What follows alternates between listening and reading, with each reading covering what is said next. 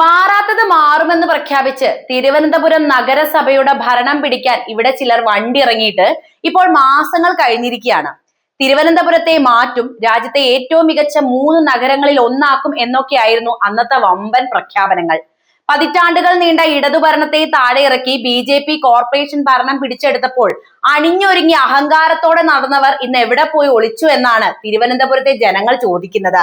വികസനത്തിന്റെ ഗുജറാത്ത് മോഡൽ കൊണ്ടുവരുമെന്ന് പറഞ്ഞ് വോട്ട് വാങ്ങിയവർ 6 മാസം പിന്നിട്ടിട്ടും ഒരു ബ്ലൂ പ്രിന്റ് പോലും ഇറക്കാൻ കഴിയാത്ത തികഞ്ഞ പരാജയമായി ഉഴലുകയാണിപ്പോൾ. ഭരണത്തിലേറി 45 ദിവസത്തിനുള്ളിൽ പ്രധാനമന്ത്രി നരേന്ദ്രമോദി തിരുവനന്തപുരത്ത് എത്തുമെന്ന് പ്രഖ്യാപിച്ചവർ 27ാമത്തെ ദിവസം തന്നെ അദ്ദേഹത്തെ അവിടെ എത്തിച്ചു എന്നത് ശരിയാണ്.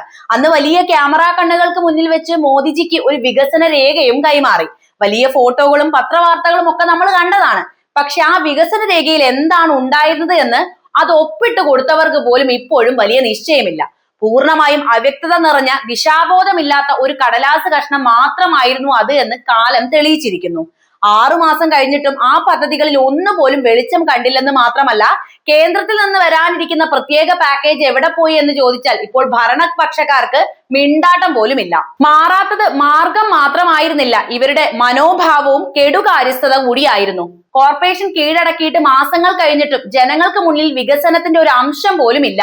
അവിടെ ഇപ്പോൾ ഉള്ളത് വികസന ചർച്ചകളല്ല, പകരം കൗൺസിൽ യോഗങ്ങളിലെ വെല്ലുവിളികളും തെറിവിളികളും കയ്യാങ്കളിയുമാണ്. വികസനം ചോദിച്ചു വരുന്ന പ്രതിപക്ഷ അംഗങ്ങളെയും ജനങ്ങളെയും അടിച്ചമർത്താനാണ് ഭരണപക്ഷം ശ്രമിക്കുന്നത്. കഴിഞ്ഞ കൗൺസിൽ യോഗങ്ങളിൽ നമ്മൾ കണ്ടത് എന്താണ്? ജനങ്ങളുടെ നികുതി പണം കൊണ്ട് ശമ്പളം വാങ്ങുന്നവർ നഗരസഭയെ ഒരു ഗുണ്ടാ താവളമാക്കി മാറ്റിയിരിക്കുകയാണ്. വികസന പദ്ധതികൾക്ക് അംഗീകാരം നൽകേണ്ട സമയത്ത് കസേര എടുത്ത് അടിക്കാനും മൈക്ക് ജനറേറ്റർ തല്ലി പൊളിക്കാനും കാണിച്ച ആവേശം ഈ നഗരത്തിലെ റോഡിലെ കുഴി അടയ്ക്കാൻ ഇവർ കാണിച്ചിട്ടില്ല. ഘട്ടം ഘട്ടമായി കാര്യങ്ങൾ നടക്കുന്നു എന്ന് മേയർ ഇപ്പോഴും ആവർത്തിച്ച് പറയുന്നതല്ലാതെ ഒരു കാര്യവും അവിടെ നടന്നിട്ടില്ല. ജനങ്ങളുടെ കണ്ണിൽ പൊടിയിടാൻ ഇതിലും നല്ലൊരു വിദ്യ വേറെ ഇല്ലല്ലോ അല്ലെ? അടി കൂടിയാൽ മതിയല്ലോ. ഏറ്റവും ഒടുവിൽ നമ്മൾ കണ്ട നാണം കെട്ട കാഴ്ച എന്താണ്? ജനാധിപത്യത്തിന്റെ ശ്രീകോവിലാവേണ്ട നഗരസഭയിൽ ഭരണഘടനയെയും ജനങ്ങളെയും സാക്ഷി നിർത്തി എടുത്ത സത്യപ്രതിജ്ഞ പോലും മാറ്റി പറയേണ്ടി വന്ന വാർത്തയാണ് നമ്മൾ കേട്ടത്.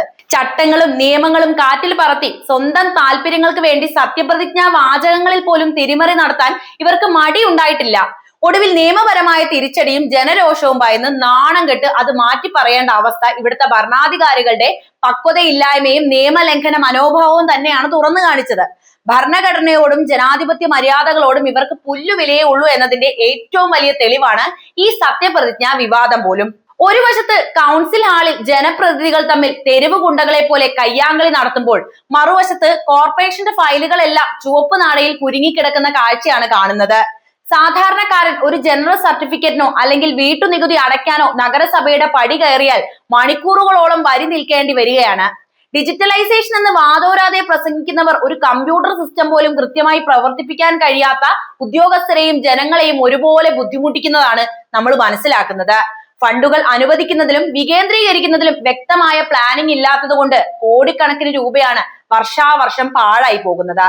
ഈ പണം ഉപയോഗിച്ച് നഗരത്തിലെ എത്രയോ പാവപ്പെട്ടവർക്ക് ലൈഫ് പദ്ധതി പ്രകാരം വീടുകൾ നിർമ്മിച്ചു നൽകാൻ കഴിയുമായിരുന്നു.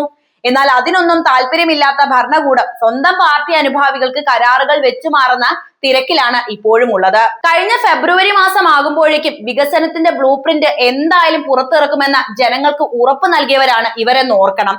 മാസം പോയത് ഇവർ അറിഞ്ഞില്ലേ? ഇപ്പോൾ ജൂലൈ മാസമായിരിക്കുന്നു. ഇത്രയും കാലമായിട്ടും ആ ബ്ലൂ പ്രിന്റ് ഏത് പെട്ടിയിലാണ് പൂട്ടി വെച്ചിരിക്കുന്നത്? ഇതിനായി 5 വലിയ കോൺക്ലേവുകൾ സംഘടിപ്പിക്കുമെന്നും അതിലൂടെ വികസന വിപ്ലവം സൃഷ്ടിക്കുമെന്നും തട്ടിവിട്ടിരുന്നവരാണവർ. എന്നാൽ ഒരൊറ്റ കോൺക്ലേവ് പോലും നടന്നില്ല എന്ന് മാത്രമല്ല, യഥാർത്ഥത്തിൽ വികസനം എന്നാൽ എന്താണെന്ന് പോലും ഇവർക്ക് അറിയില്ല എന്നതാണ് വലിയ തമാശ. വലിയ പ്രസംഗങ്ങളും സോഷ്യൽ മീഡിയ പ്രൊമോഷനും കൊണ്ട് മാത്രം ഒരു നഗരം വികസിക്കില്ല എന്ന് ഈ വികസന ശൂന്യർ എന്ന് തിരിച്ചറിയുമെന്നതാണ് എനിക്ക് ചോദിക്കാനുള്ളത്. കോർപ്പറേഷൻ പിടിച്ചടക്കി BJP എന്തോ വലിയ സംഭവമാണെന്ന് സ്ഥാപിക്കാൻ അവർ ചിലപ്പോൾ ശ്രമിക്കുന്നുണ്ടാകാം. അഹങ്കാരത്തിന്റെ ആ കൊടിമരം താൽക്കാലികമായി അവർ ഉയർത്തി കാണിച്ചേക്കാം. പക്ഷെ നിങ്ങൾ ഇത്രയും മാസമായിട്ടും ഈ നഗരത്തിന് വേണ്ടി, ഈ നഗരത്തിലെ സാധാരണക്കാരായ ജനങ്ങൾക്ക് വേണ്ടി എന്താണ് ചെയ്തത്? ഇത് ജനങ്ങളുടെ ചോദ്യമാണ്. ഈ ചോദ്യത്തിന് മുന്നിൽ അവരുടെ നാവ് അനങ്ങുന്നില്ല.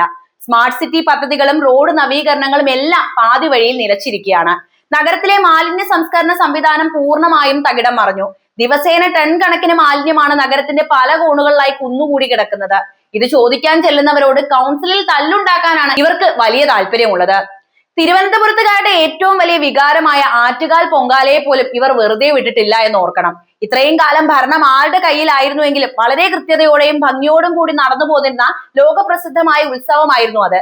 എന്നാൽ BJP-യുടെ ഭരണത്തിന് കീഴിൽ നടന്ന കഴിഞ്ഞ പൊങ്കാലയിൽ ജനങ്ങൾ അനുഭവിച്ച ദുരിതങ്ങളൊന്നും ചെറുതല്ല കേട്ടോ.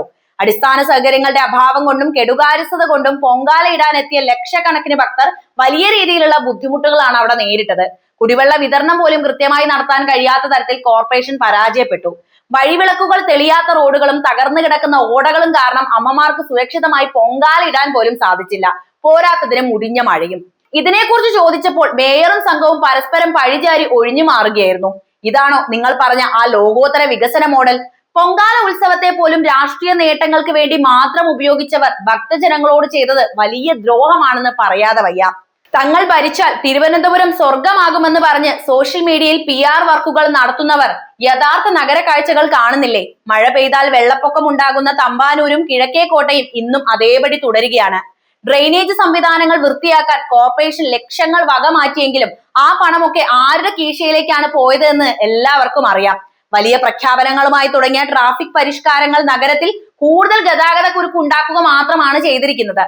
സാധാരണക്കാരായ ഓട്ടോ തൊഴിലാളികളും വ്യാപാരികളും ഇവരുടെ തെറ്റായ നയങ്ങൾ കാരണം ഇന്നും വഴിമുട്ടി നിൽക്കുന്നു. രാജ്യത്തെ മികച്ച 3 നഗരങ്ങളിൽ ഒന്നാക്കാൻ തിരുവനന്തപുരത്തെ നിങ്ങൾക്ക് സാധിക്കില്ല എന്ന് മാത്രമല്ല, നിങ്ങളുടെ ഈ പോക്കും കെടുകാര്യസ്ഥതയും അടിപിടിയും കണ്ടിട്ട് രാജ്യത്തെ ഏറ്റവും മോശപ്പെട്ട വികസന മുരടിപ്പുള്ള നഗരമാക്കി തിരുവനന്തപുരത്തെ മാറ്റാനാണ് നിങ്ങൾ ശ്രമിക്കുന്നത് എന്ന് ജനങ്ങൾ ഉറച്ചു വിശ്വസിക്കുകയാണ് ഇപ്പോഴുള്ളത്. എന്നാൽ ആ ശ്രമം ഇവിടെ വിലപ്പോകില്ല കേട്ടോ. വികസനത്തിന്റെ പേരിൽ ജനങ്ങളെ പറ്റിച്ച് വോട്ട് വാങ്ങിയവർക്ക് ഇവിടുത്തെ പ്രബുദ്ധരായ ജനങ്ങൾ തന്നെ വരും നാളുകളിൽ മറുപടി നൽകുമെന്ന് നിങ്ങൾ മറക്കരുത്. ഭരണത്തിന്റെ പകിട്ടിൽ കൗൺസിൽ ഹാളിൽ ഗുണ്ടായിസം കാണിക്കുന്നവരോട് ഒന്ന് മാത്രമേ പറയാനുള്ളൂ. അടുത്ത 5 വർഷത്തിനുള്ളിൽ നിങ്ങൾ ഈ കോർപ്പറേഷന്റെ പടി കടന്ന് പുറത്തു പോകുമെന്ന കാര്യം ഈ 6 മാസത്തെ മോശം ഭരണം കൊണ്ട് തിരുവനന്തപുരത്തെ ജനങ്ങൾ തീരുമാനിച്ചു കഴിഞ്ഞു എന്നതാണ് ആ പ്രധാനപ്പെട്ട കാര്യം. അതിനി നരേന്ദ്രമോദി നേരിട്ട് വന്ന് വോട്ട് ചോദിച്ചാലും ആര് വന്ന് വലിയ വാഗ്ദാനങ്ങൾ ചൊരിഞ്ഞാലും ഒരു മാറ്റവും ഉണ്ടാകാൻ പോകുന്നില്ല.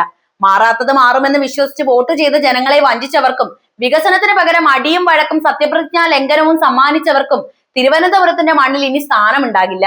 ഏറ്റവും മോശം ഭരണാധികാരികളാണ് തങ്ങൾ എന്ന് 6 മാസം കൊണ്ട് തെളിയിച്ച BJP-യെ ജനങ്ങൾ തൂത്തെറിയുന്ന കാലം വിദൂരമല്ല.